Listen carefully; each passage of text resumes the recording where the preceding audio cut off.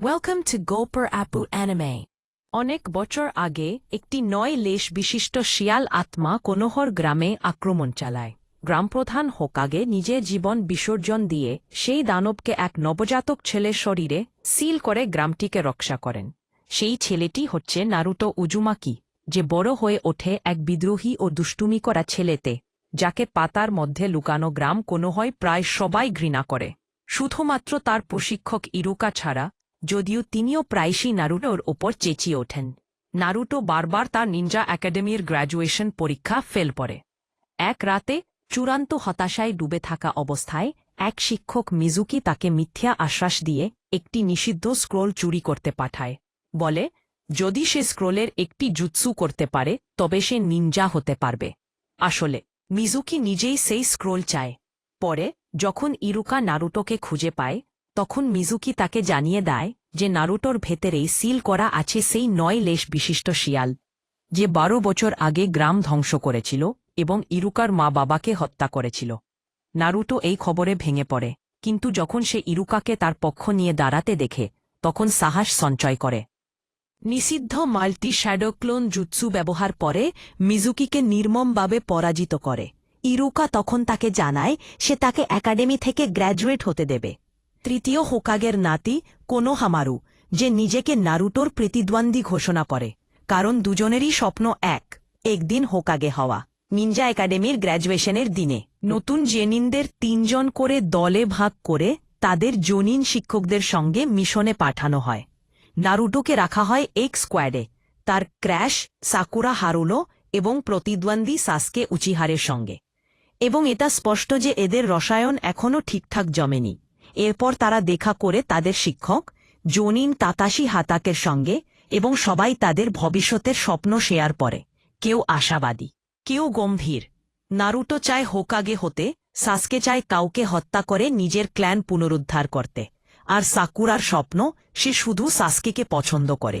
Kakashi নিজের নতুন স্কোয়াডকে পরীক্ষা করে ২ ঘন্টা চুরি করার চ্যালেঞ্জ দিয়ে। যারা ঘন্টা পাবে না তাদের আবার একাডেমিতে ফিরে যেতে হবে। একে একে কাকাশি তাদের শেখায় যে তাদের এখনও অনেক কিছু শিখতে হবে, এবং দুপুর পর্যন্ত কেউই ঘণ্টা পেতে না পারায় তিনি সবাইকে ফেল করে দেন, তাদের মধ্যে কোনো দলগত কাজের চেতনা না থাকায়। তবে দুপুরের পর আরেকটা সুযোগ দেন, আর যখন সাসকে আর সাকুরা কাকাশির নিষেধে সত্ত্বেও নারুটোকে খাবার ভাগ করে দেয়, তখন কাকাশি আবির্ভূত হয়ে তাদের সকলকে পাশ করিয়ে দেন। কারণ নিনজার জগতে নিয়ম ভাঙলে কেউ অপরাধী, কিন্তু যারা নিজের বন্ধুদের পেলে যায় তারা তার চেয়েও নিচু। এভাবেই টিম ৭ আনুষ্ঠানিকভাবে মিশন নেওয়া শুরু করে। আর যখন নারুটো অভিযোগ করে সত্যিকারের মিশন চেয়ে, তখন তাদের দায়িত্ব দেওয়া হয় এক ব্রিজ বিল্ডার তাজুনার দেহরক্ষী হয়ে তার মাতৃভূমি ওয়েভের দেশ পর্যন্ত নিয়ে যাওয়ার। তাদের সি র্যাঙ্ক মিশনের সময় হঠাৎ করে কুয়াশার গ্রাম থেকে আসা ২ শিনোবির আক্রমণের মুখে পড়ে তারা। নারুটো ভয় জমে যায়, কিন্তু সাসকে দারুণভাবে প্রতিক্রিয়া দেখায়, আর কাকাশি সহজেই তাদের অচেতন করে ফেলে। কাকাশি বুঝে যায় এই শিনোবিরা তাজুনাকে লক্ষ্য করে এসেছে, অর্থাৎ মিশনের প্রকৃত তথ্য সে গোপন করেছিল। তবু নারুটো রক্তাক্ত হাতে প্রতিজ্ঞা করে সে মিশন শেষ করবে এবং তাজুনাকে রক্ষা করবে। আঘাতটা অবশ্য খুব দ্রুতই সেরে যায়।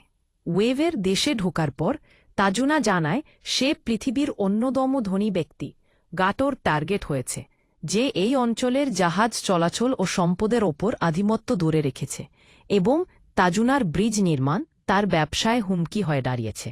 কিছু দূর যাওয়ার পর তারা মুখোমুখি হয় এক ভয়ঙ্কর শিনোবির, যাকে কাকাশি চিনে ফেলে, জাবুজা মামুচি।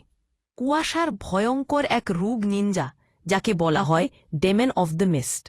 জাবুজাও কাকাশিকে চেনে, কপি নিনজা, আর প্রথমবারের মতো শারিনগান নিজের চোখে দেখে সম্মানিত বোধ করে।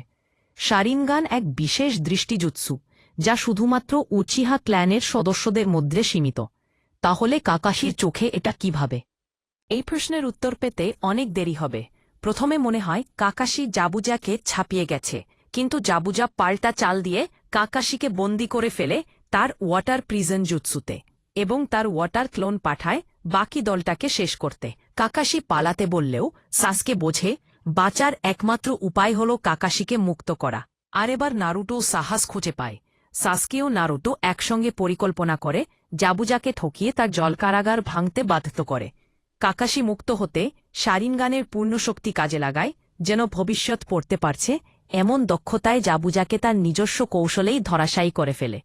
কিন্তু ঠিক যখন কাকাশি তাকে শেষ করতে যাবে, অন্য কেউ তার আগেই সেটা করে ফেলে। কুয়াশার গ্রাম থেকে আসা এক ট্র্যাকার নিনজা এসে জাবুজাকে হত্যা করে এবং তার দেহে নিয়ে চলে যায়। তবে এটা ছিল ভাও। সে ছিল জাবুজার সঙ্গী হাকু, যে তাকে বাঁচাতে, অমৃত দেখাতে এমন অভিনয় করে। নারুটো এত নিষ্ঠুরভাবে জাবুজার মৃত্যু দেখে ক্ষিপ্ত হয়ে যায়, আর সেই সাথে শিনোবি জগতের নির্মম বাস্তবতাও তাকে কাঁপিয়ে তোলে। কিন্তু তার আগেই কাকাশি হঠাৎ অজ্ঞান হয়ে পড়ে, আর তাকে তাজুনার বাড়িতে নিয়ে গিয়ে বিশ্রাম দেওয়া হয়। জ্ঞান ফিরে পেলে কাকাশি সন্দেহ প্রকাশ করে জাবুজা সম্ভবত বেঁচে আছে, তাই সে তার শিষ্যদের অনুশীলনের দায়িত্ব দেয়, আসন্ন লড়াইয়ের জন্য প্রস্তুতি হিসেবে। সে তাদের চক্রা নিয়ন্ত্রণের অনুশীলন করায়, পায়ের নিচে চক্রা কেন্দ্রীভূত করে, গাছে হাত ছাড়া উঠে যাওয়া। সারুকা খুব দ্রুতই এটি শিখে ফেলে, কিন্তু নারুটো ও সাসকে বেশ বেগ পায়। নারুটো অবশেষে সারুকার কাছ থেকে সাহায্য চায়, ভালো চরিত্রের অগ্রগতি। এক রাতে ডিনারের সময় তাজুনা গল্প করে কাইজার নামের এক মানুষকে নিয়ে, যাকে একসময় গ্রামবাসীরা নায়ক হিসেবে দেখত, আর তাজুনার নাতি ইনারি তাকেই বাবার মতো মানত। কিন্তু গাটো গ্রাম দখল করে নেওয়ার পর কাইজারকে উদাহরণ তৈরি করতে হত্যা করে। সেই থেকে ইনারি বদলে গেছে, একটা কান্নাকাটি করা বাচ্চায় পরিণত হয়েছে। নারুটো ও সাসকে প্রশিক্ষণ চালিয়ে যায়, আর অবশেষে গাছের চূড়ায় পৌঁছে যায়, যা তাকে পুরোপুরি অসহায় করে ফেলে। ঠিক তখনই নারুটো এসে সাহায্য করে। সারুকা তো কোনো কাজে লাগছে না, আর কাকাশি তাজুনাকে রক্ষা করতে ব্যস্ত। নারুটো বোকামি করে সাসকের পাশে সেই বিপজ্জনক জোনে ঢুকে পড়ে, ফলে এখন তারা দুজনেই হাকুর কেককে গেঙ্কাই ফাঁদে পড়ে যায়। জাবুজা অতিরিক্ত কুয়াশা সৃষ্টি করে কাকাশির শারিঙ্গানকে নিষ্ক্রিয় করে ফেলে এবং তাকে আঘাত করে। নারুটো যখন শক্তির অপচয় করে অন্ধভাবে হামলা চালায়, তখন সাসকে ধীরে ধীরে হাকুর গতি বোঝে, আর তার শারিঙ্গান, যদিও অসম্পূর্ণ, জেগে ওঠে, যার মাধ্যমে সে হাকুর চলাফেরা পরিষ্কারভাবে দেখতে শুরু করে। হাকু সিদ্ধান্ত নেয় লড়াইটা দ্রুত শেষ করতে, আর আঘাত পড়ে অজ্ঞান নারুটোকে। ঠিক তখন সাসকে নিজের ইচ্ছার বাইরে দেহে চালিয়ে নারুটোকে রক্ষা করে, আর কিছু কটাক্ষ ছুড়ে দিয়ে মৃত্যুর কোলে ঢলে পড়ে। এতে নারুটোর ভেতরের ক্রোধ ফেটে পড়ে, আর তার শরীরে আটকে থাকা নাইন টেইলসের চক্রার সিল ভেঙে যায়। ভয়ঙ্কর সেই চক্রার বিস্ফোরণ শুধু তার দেহে নয়, মনকেও প্রভাবিত করে। সে এমন ভয়ঙ্কর শক্তি দেখায় যে হাকু কাবু হয়ে পড়ে। কিন্তু যখন হাকুর মুখোশ ভাঙে, নারুটো চিনে ফেলে এ তো সেই ছেলেটা যার সঙ্গে কিছুদিন আগে জঙ্গলে এক দারুণ কথা বলেছিল। তখন নারুটো নিজেকে সামালে নেয়। সে হাকুকে জিজ্ঞেস করে, এমন দয়ালু একজন ছেলে কেন জাবুজার মতো দানবের জন্য কাজ করছে? তখন হাকু তার অতীতের গল্প বলে। সে জন্ম নিয়েছিল জলের দেশে, যেখানে কেককেই গেঙ্কাই ব্যবহারকারীদের ভয় পেয়ে নির্যাতন করা হতো। তার বাবা যখন জানতে পারে যে তার স্ত্রী ও ছেলে এই ক্ষমতা রাখে, তখন সে তার স্ত্রীকে হত্যা করে এবং ছেলেকেও মারতে চায়। কিন্তু হাকু অজান্তেই নিজের বাবাকে মেরে ফেলে। তারপর জাবুজা সেই এতিম হাকুকে খুঁজে পায় এবং তাকে জীবনের উদ্দেশ্যে দিয়ে বলে যে সে তার শক্তি প্রয়োজন। কিন্তু এখন যেহেতু হাকু তার স্বামীকে রক্ষা করতে ব্যর্থ হয়েছে, সে নারুতোর হাতে মরতে প্রস্তুত। এই সময় কাকাশি তার নিনজা কুকুরদের আহ্বান করে রক্তের গন্ধ শুঁকে জাবুজার তলোয়ারে থাকা হাকুর রক্তে খুঁজে বের করে এবং সেই সূত্র ধরে জাবুজাকে আটকায়। এরপর কাকাশি ব্যবহার করে তার নিজের তৈরি এক জুৎসু, লাইটনিং ব্লেড, আর সেটি জাবুজার হৃদয়ে লক্ষ্যে করে চালায়। কিন্তু ঠিক মাঝপথে কিছু একটার সঙ্গে ধাক্কা খায়। সেটা ছিল হাকু। জাবুজা তার শিষ্যকে প্রশংসা করে, তারপর চেষ্টাও করে কাকাশি ও হাকুকে একসঙ্গে কেটে ফেলতে, কিন্তু লিফ শিনোবি কোনোমতে বেঁচে যায় আর হাকু মারা যায়। নারুতো, যিনি হাকুকে হঠাৎ উধাও হতে দেখেছে, এই দৃশ্যে দেখে ব্যঙ্গে পড়ে। অন্যদিকে সাকুরা সাসকের মৃত্যু সংবাদ শুনে একেবারে ভেঙে পড়ে।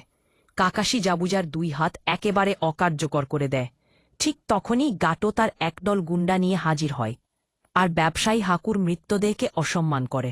নারুতো জাবুজাকে ধমক দিয়ে বলে কিভাবে সে নিঃসংকোচে তাকিয়ে থাকতে পারে, যেখানে সেই ছেলে যে নিজের স্বপ্নের জন্য বেঁচেছিল তাকে এইভাবে অপমান করা হচ্ছে। তার কথাগুলো সেই নির্দয় দানবের হৃদয়ে আঘাত হানে, আর তার চোখ দিয়ে অশ্রু গড়িয়ে পড়ে। তারপর সে নারুতোর কাছ থেকে একটি কুনাই নিয়ে এবং গাটোর গুন্ডাদের ওপর সোজা ঝাঁপিয়ে পড়ে। গাটোকে হত্যা করে নিজেও মারাত্মকভাবে আহত হয়। এবং তখন দেখা যায় সাসকে আসলে মরেনি, উঠে দাঁড়ায় ঠিকঠাকভাবে। কিভাবে জানিও না, জিজ্ঞেস করো ওই রিক্যাপারকে, আমিও জানি না কিভাবে হলো। এরপর ইনারির নেতৃত্বে গ্রামবাসীরা সাহস করে জেগে ওঠে এবং বাকি গুন্ডাদের তাড়িয়ে দিয়ে কিছু শ্যাডো ক্লোনও তাদের ভয় দেখায়। কাকাশি জাবুজার শেষ অনুরোধ পূরণ করে তার মৃতদেহ হাকুর পাশে শুইয়ে দিয়ে, আর গ্রীষ্মকালীন তুষার তাদের মুখে ঝরে পড়ে। টিম 7 দুজনকে কবর দিয়ে আর নারুটো ঘোষণা করে সে নিজের মতো করে জীবন কাটাবে, যাতে কোনো আফসোস না থাকে। এরপর তারা তাজুনা, ইনারি এবং গ্রামবাসীদের বিদায় জানিয়ে নবনির্মিত গ্রেট নারুটো ব্রিজ পেরিয়ে নিজেদের গ্রামে ফিরে যায়।